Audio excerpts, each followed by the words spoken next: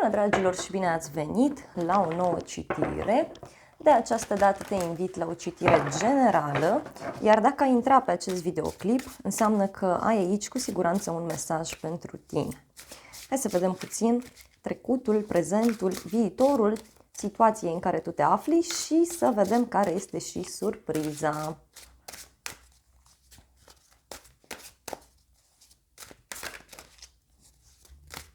Hai să vedem despre ce este vorba.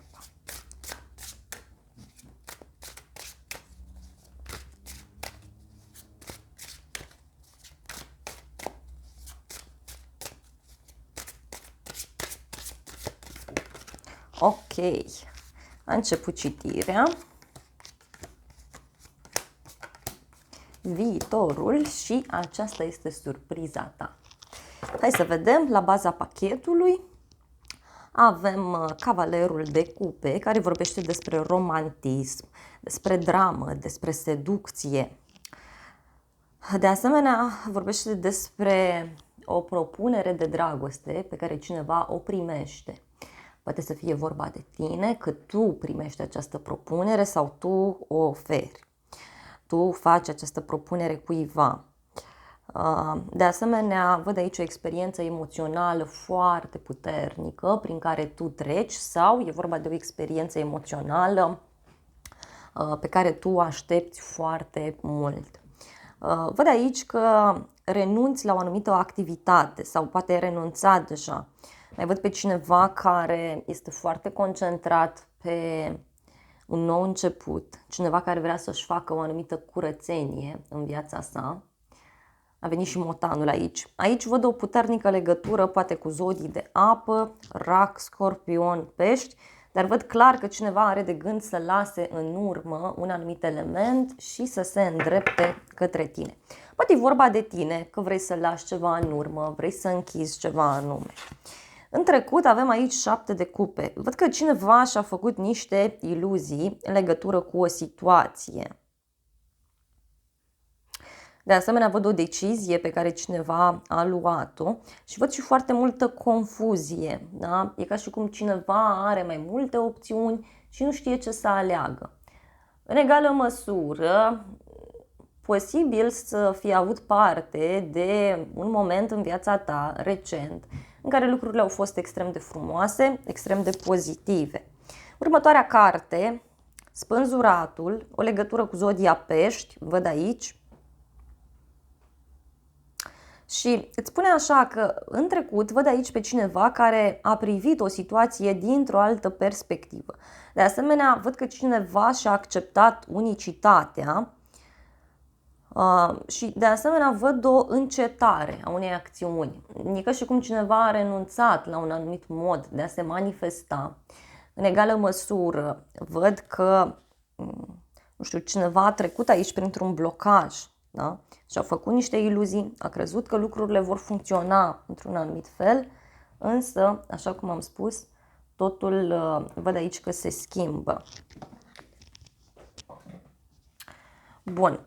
Următoarea carte, Steaua, văd aici o legătură cu un vărsător.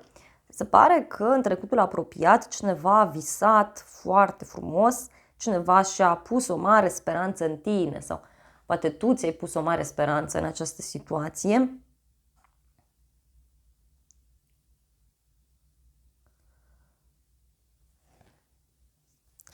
Mai văd aici în egală măsură faptul că poate ai avut o dorință foarte puternică și ai reușit să o pui în practică, însă a fost nevoie să privești situația dintr-o altă perspectivă. Hai să vedem în momentul de față. Avem arcana majoră, puterea, o legătură cu zodia leu, însă de asemenea văd că în momentul de față există o foarte mare atracție între tine și o anumită persoană. În egală măsură văd o provocare care a apărut în viața ta sau care urmează să apară foarte rapid. Discutăm aici despre o persoană foarte puternică și de asemenea mesajul este că e timpul să accepti, e timpul să îți ceri iertare. Da? Poate chiar e o luptă de orgoli, da? Pe de altă parte.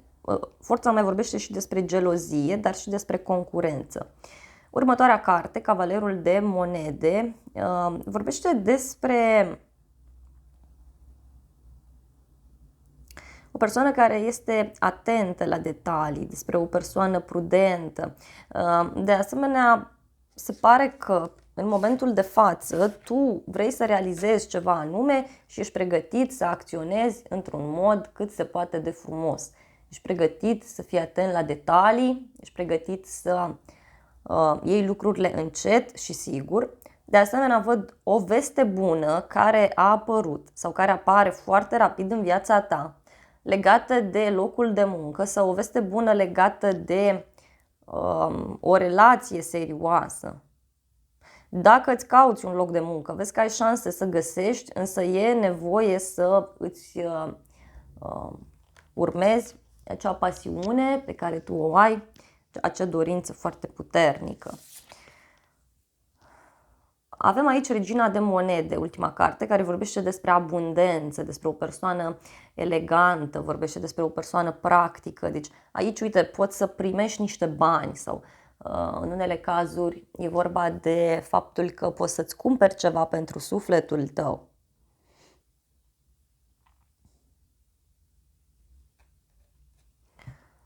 Ori rezolvi ceva legat de zona banilor, ceva legat de un teren, de o casă. E vorba de ceva ce costă mult, însă în egală măsură văd o persoană foarte independentă din punct de vedere financiar, o persoană care se respectă foarte mult prin ceea ce face.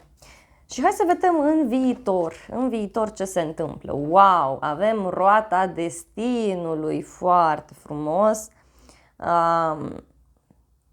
E vorba de o schimbare aici care apare în viața ta, asupra căreia nu prea poți să intervii. Da? De asemenea, discutăm despre un nou început în viața ta, despre un final și despre un nou început. Ceva începe să se miște într-o anumită direcție și văd aici o legătură cu zodii fixe, Taur, Leu, Scorpion, Vărsător, dar mai văd și în momentul prezent o legătură cu zodii de pământ, Fecioară, Capricorn, Taur. Hai să vedem ce ți aduce roata destinului. Vorbește despre regele de spade, o legătură cu o zodie de aer, Gemeni, Balanță, Vărsător. Aici să știi că ceva se clarifică și de asemenea văd o discuție în urma căreia lucrurile vor fi foarte clare, atât pentru tine cât și pentru această persoană. De asemenea, văd o consiliere pe care o poți avea din partea unei persoane care este specialistă pe un anumit domeniu. În egală măsură, văd că se poate schimba ceva în viața ta în urma unui anunț public pe care îl faci sau pentru alții e vorba de faptul că vocea ta începe să fie mult mai auzită. Văd o persoană înțeleaptă, o persoană matură. Pentru unii e vorba de o schimbare legată de acte, hârtii, documente sau ceva legat de o instituție. Ultima carte pentru viitorul tău este 3 de monede. Aici văd că îți planifici ceva pe un termen mai lung și de asemenea văd că urmează o perioadă pentru tine în care alegi să studiezi ceva, o perioadă în care alegi să analizezi un anumit lucru și foarte interesant este aici faptul că unii poate chiar vreți să faceți niște cursuri, să vă apucați de studiat un anumit domeniu, dar văd niște schimbări mari aici care țin, așa cum ți-am spus, de o instituție sau dacă ești într-o situație în care lucrurile sunt neclare, să știi că sunt foarte mari șanse să le rezolvi. Văd un grup mai mic de oameni, da, din care e posibil să faci parte în următoarea perioadă. Hai să vedem surpriza pentru tine. Surpriza este Regina de cupe, foarte frumos. Văd o legătură cu o zodie de apă. Aici, Rac, Scorpion, Pești, însă văd și faptul că surpriza pentru tine ține de iubire, surpriza pentru tine ține de multe emoții. Și de asemenea, sfatul aici este să-ți asculți inima, să îți asculți intuiția. Este foarte important aici că, nu știu, unii parcă aveți o legătură cu o zonă medicală sau cu zona vindecării. În alte cazuri, e vorba clar de o relație care se poate baza pe iubire, pe pace, pe înțelepciune. Vreau să vedem și un mesaj din partea oracolului pentru tine. Mesajul pentru tine este un lup alb, numărul 7, foarte important, și o persoană cu inițiala A. Mesajul este confidență, ghidare și din nou ți se spune că e bine să îți asculți instinctele. De asemenea, văd aici o persoană care este liberă și care crede în propriile sale intuiții, care crede în el sau în ea. Deci o persoană foarte puternică văd aici. O să mai iau un mesaj. Mesajul cu numărul 26. Numerele importante pentru tine: 2, 6, 8. În egală măsură, văd aici o idee bună, da, care îi vine cuiva, este un moment de descoperire, de asemenea este un moment în care cineva realizează ceva anume. Dar simt să-ți transmit că aici se face lumină într-o problemă, adică cineva reușește să rezolve o anumită situație. Da? Văd o bucurie legată și de inima ta, dar o bucurie legată și de partea ta intelectuală, deci de mintea ta.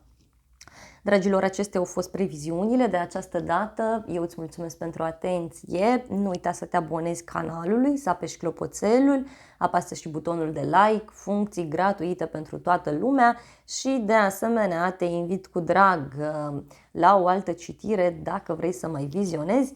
Îți doresc să ai parte de o zi sau de o seară cât mai frumoasă.